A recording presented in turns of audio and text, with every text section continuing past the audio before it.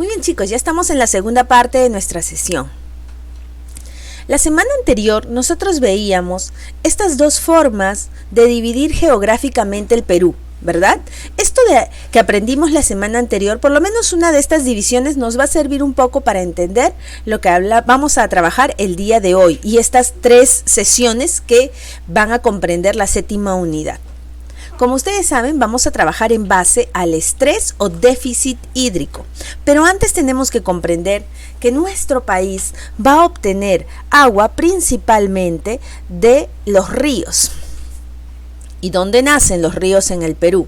Pues nos vamos a este mapa planteado por el geógrafo Javier Pulgar Vidal. Resulta que los ríos en el Perú van a nacer todos en la cordillera de los Andes, ¿sí?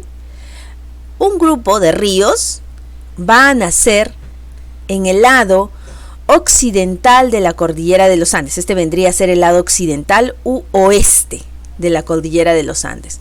Por lo tanto, van a descender y finalmente van a abastecer de agua a la región costa. La otra parte, la más numerosa, de ríos van a ser también en la zona oriental o la zona oriente o la zona este, también le decimos, de la cordillera de los Andes. Va a descender y va a alimentar a parte de la serranía y también a parte de la selva, ¿sí? Entonces, así tenemos cómo es que nacen los ríos en nuestro país. Todos provienen de glaciares principalmente. Y así tenemos nuestras cuencas hidrográficas. ¿Por qué?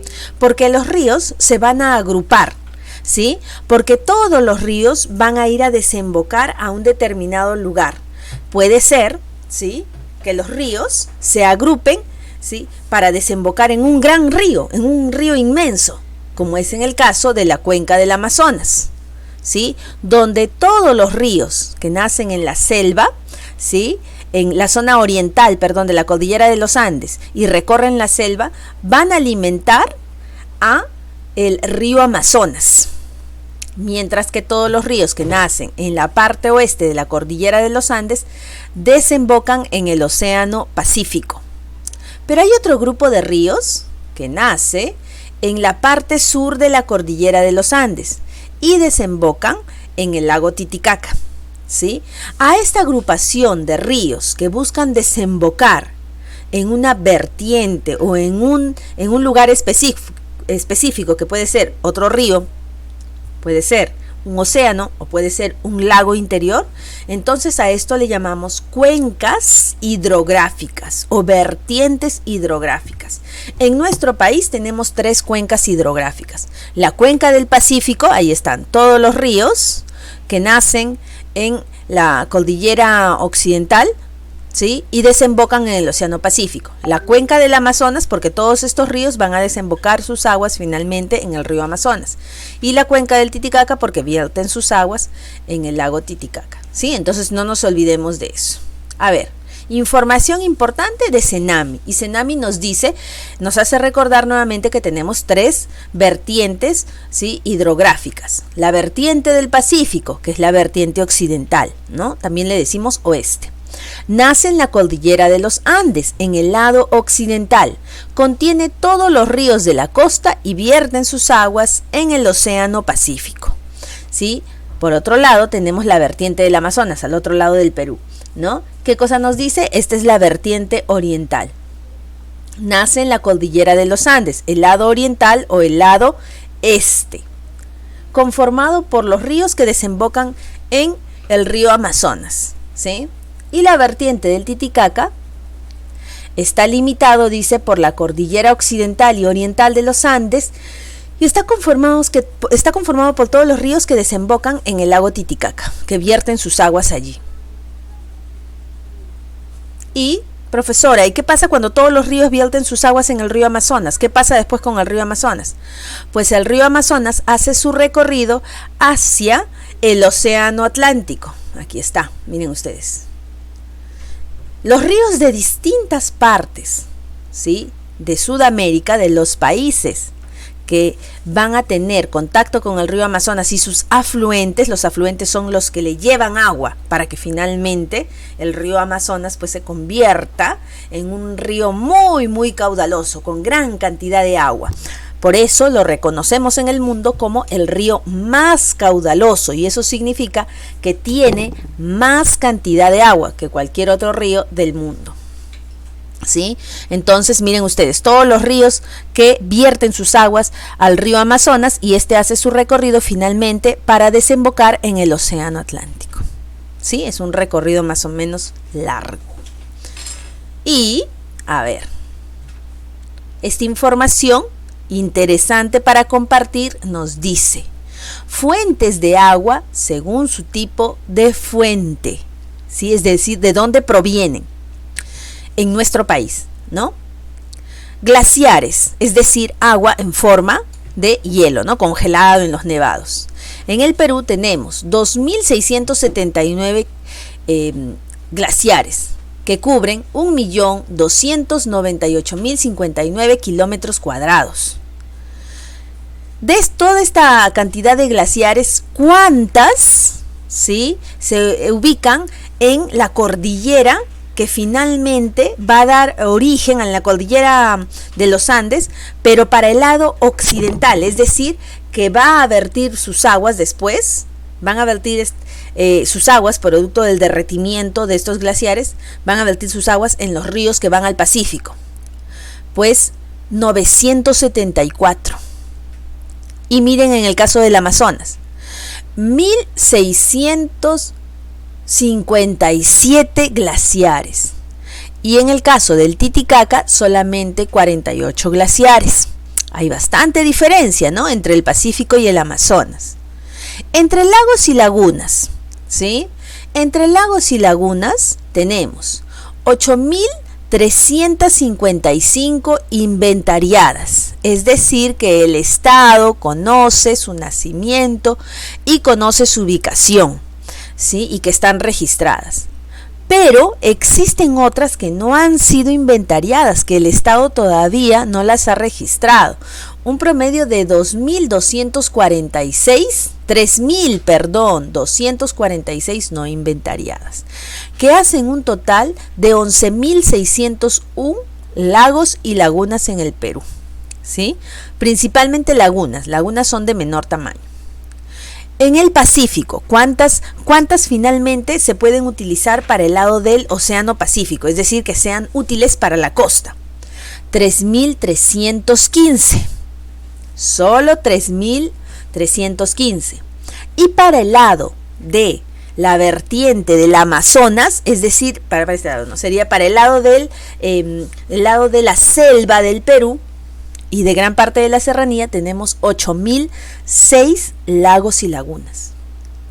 Miren ustedes, de 3.000 a 8.000, hay una diferencia, ¿sí?, muy importante. Ríos, en total, ¿sí?, tenemos 1.007 ríos, ¿sí? 1.007 ríos. Entonces, tenemos, ¿sí?, entre, digamos, zonas acuíferas, ¿sí?, de agua subterránea, por ejemplo, ¿no? En el caso del Pacífico, ¿sí?, tenemos 2.849 hectáreas por metro cúbico, ¿sí? Son reserva explotable, es decir, que el hombre puede extraer agua de estas reservas acuíferas. Veamos entonces, ¿sí?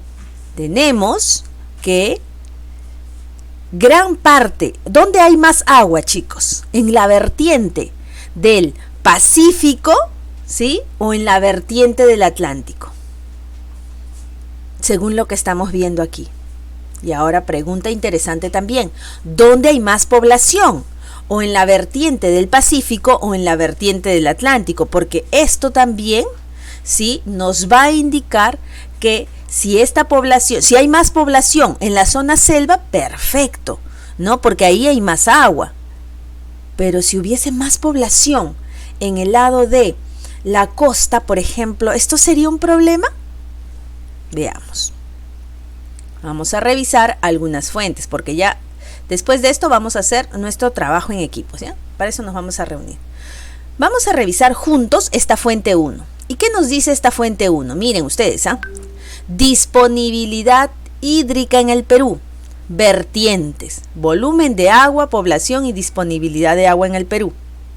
Ahí están las tres vertientes, ¿sí? La vertiente, empecemos por la vertiente hidrográfica del Pacífico, ¿ya? O la cuenca del Pacífico. Tenemos, ¿sí? Es la región hidrográfica del Pacífico, tiene un total de 17.101.600 habitantes. 17 millones. Esto representa el 62,4% de toda la población del Perú. Sí, mira, es el 62% de toda la población del Perú, dice, vive aquí en la región costa. ¿Sí? Aquí está la gran mayoría de la población. Pero en cuanto a cantidad de agua que hay en el Perú, ¿qué cantidad le corresponde de todo el porcentaje a la parte costa? Pues ellos tienen solamente el 1,8%, solo el 1,8% del total de agua del que disponemos en el Perú. Estamos gran parte de la población y tenemos el 1,8%. Ahora nos vamos a la vertiente hidrográfica del Amazonas, ¿te acuerdas? Todos los ríos que nacían en el lado oriental de la cordillera de los Andes, oriental o si no, el lado este, también le decimos, de la cordillera de los Andes, y que finalmente desembocan sus aguas en el río Amazonas. Aquí está, ¿no? Luego se va por todo Brasil, recorriendo y hasta el Océano Atlántico. Pues bien, aquí dice, en esta parte del Perú, vive el 33% del Perú, de los pobladores de todo el Perú, el 33,5% de los pobladores. Y eso equivale a 9.188.482 habitantes. A esa cantidad. ¿Y qué cantidad de reservas de agua tienen aquí? Pues el 97,7%. 97,7%. Quiere decir que gran parte del agua en el Perú no está aquí en la costa, donde está el 62,4%. Más de la mitad del Perú está aquí. No. La gran cantidad de agua que posee el Perú está en la selva, en el lado selva, ¿sí? Y en el lado de la cordillera de los Andes y el lado oriental. Ahí está gran parte del agua.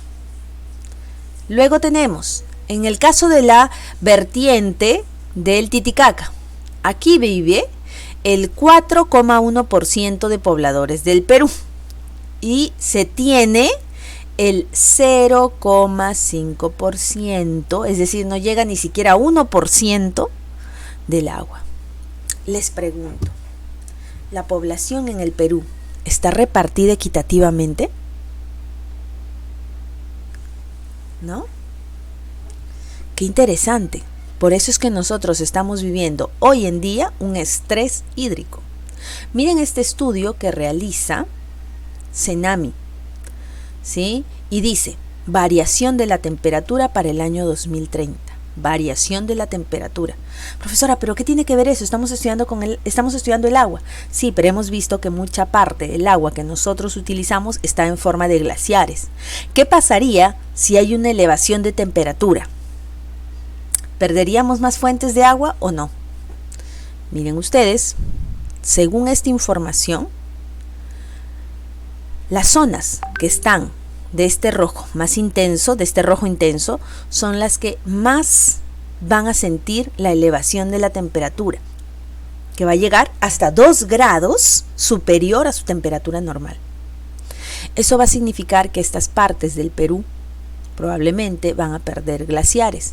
Y si pierden glaciares, finalmente perderán agua. Esa agua que se pierde en un inicio se va a ver desperdiciada en forma de huaicos, de lluvias intensas, y es agua que se va a perder. Entonces, nosotros estamos pasando un problema. Esta fuente ya la revisamos. Estamos pasando realmente un problema. Este problema nos invita a todos nosotros a ser conscientes, a reflexionar en la importancia de cuidar el agua, en que el Estado debe ser protagonista, en que nosotros como estudiantes debemos realmente cuidar este recurso. Debemos tomar no solamente conciencia, sino también tomar medidas a favor del cuidado de este recurso. Así es que vamos a trabajar en equipo y vamos a revisar 3 fuentes. Una ya la hemos revisado en grupo, otro es un video que vamos a compartir acá y otro es un informe cortito. Y luego nos vamos a dividir en equipos de 3 o 4 integrantes y vamos a realizar un pequeño collage en Padlet, ¿sí? Entonces ahora nos reunimos, chicos.